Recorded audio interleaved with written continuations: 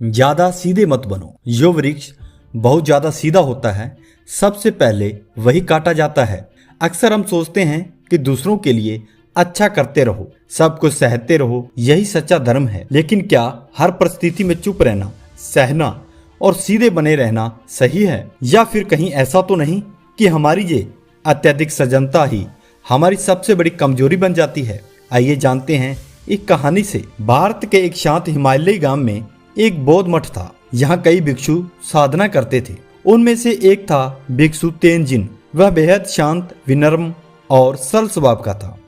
हर कोई उसकी तारीफ करता था। तेंजिन कभी गुस्सा नहीं करता था, वो कभी किसी का विरोध नहीं करता। वो तो संत है, संत। लेकिन वही मठ के पास ही एक जंगल में एक लकड़हारा रघु रहता था, जो तेंजिन की सरलता का फायदा उठाता।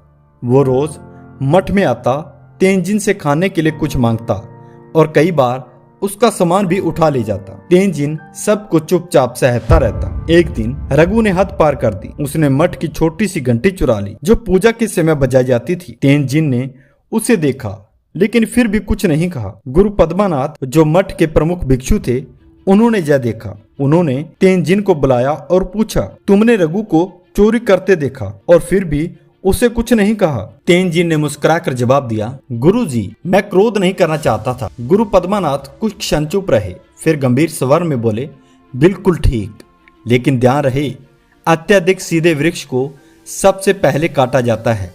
यह प्रकृति का नियम है। जो व्यक्ति हर अन्याय पर चुप रहता है, वो स्वयं अन्याय को बढ़ावा देता है। सच्चा भिक्षु वह है जो करुणा के साथ न्याय करना जानता हो, जो गलत को गलत कह सके बिना घृणा के। अगर तुम चुप रहोगे तो रघु जैसे लोग समझेंगे कि यह मठ डरपोकों का है। तेंजिन की आंखें खुलने लगी। अगले दिन जब रघु मठ आया और भोजन मांगने लगा, तेंजिन ने पहली बार उसकी आंखों में आंखें डालकर कहा, रघु, जब तक तुम मठ का सामान नहीं करते, चोरी नहीं छोड़ते और मेहनत से कमाने की कसम नहीं खाते, तब तक तुम्हें यहाँ से कुछ नहीं मिलेगा। रघु हंस पड़ा। ओह, अब तू भी तेवर दिखा रहा है। तेंजिन ने शांत स्वर में कहा, मैं अब चुप रहकर तुम्हें पाप करने की छूट नहीं दे सकता। यह मेरी सफलता नहीं, मेरी मूर्खता थी। रघु को झटका लगा।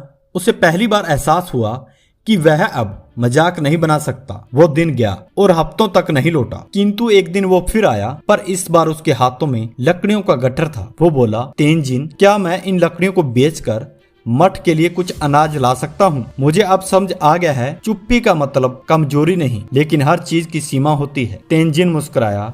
उसकी शांति अब मजबूती बन चुकी थी, न कि झुकाव। सीधा होना बुरा नहीं है, लेकिन बिना रीढ़ के सीधा होना खुद को मिटा देना है। अत्यधिक सहनशीलता अगर अन्याय को बढ़ावा दे रही हो तो वह पुण्य नहीं, पाप है। बुद्ध भी दया के साथ साथ विवेक की शिक्षा देते थे। अगर समय पर ना नहीं कहा तो लोग आपके हाँ का मजाक बना देंगे। अहिंसा का मतलब यह नहीं कि आप अन्याय सहें, यह केवल इतना कहता है आप बिना क्रोध के, बिना हिंसा के अन्याय का सामना करें। तो दोस्तों, ये थी आज की कहानी से आपको क्या सीख मिली, कमेंट बॉक्स में हमें जरूर बताएं। चैनल को सब्सक्राइब करें और अपने दोस्तों के साथ शेयर जरूर करें। आज की वीडियो में इतना ही। मिलते हैं कल एक और नई वीडियो के साथ। तब तक के लिए धन्यवाद।